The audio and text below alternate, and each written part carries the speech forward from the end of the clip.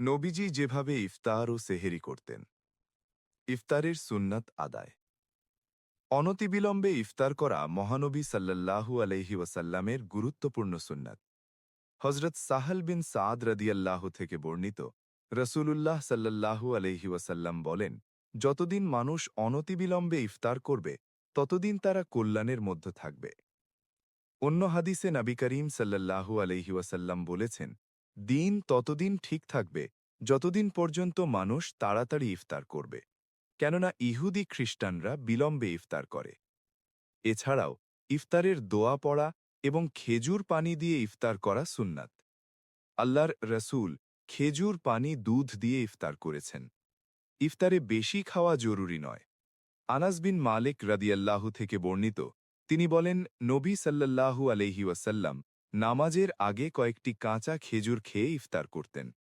যদি কাঁচা খেজুর না থাকত তাহলে শুকনো খেজুর দিয়ে, যদি শুকনো খেজুরও না থাকত তাহলে কয়েক ঢোক পানি দিয়ে।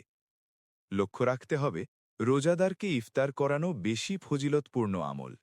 যে ব্যক্তি কোনো রোজাদারকে ইফতার করাবে সে রোজাদারের সমপরিমাণ সওয়াব পাবে, রোজাদারের সওয়াব থেকে একটুও কমানো হবে না।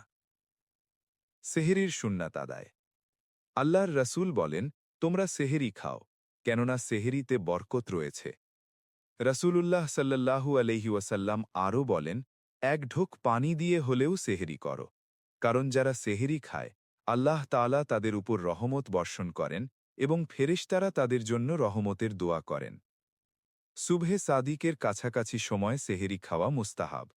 রসূলুল্লাহ সাল্লাল্লাহু আলাইহি ওয়াসাল্লাম বলেছেন, সকল নবীকে সময় হওয়ার পরপরই বা তাড়াতাড়ি ইফতার করতে এবং শেষ সময় সেহেরি খেতে আদেশ করা হয়েছে। আমর বিন মাইমুন আল আউদি বলেন, সাহাবায়ে কেরাম দ্রুত ইফতার করতেন আর বিলম্বে সেহেরি খেতেন। তবে শুভে সাদিক হয়ে যাওয়ার আশঙ্কা হয়, এত দেরি করা মাকরুহ।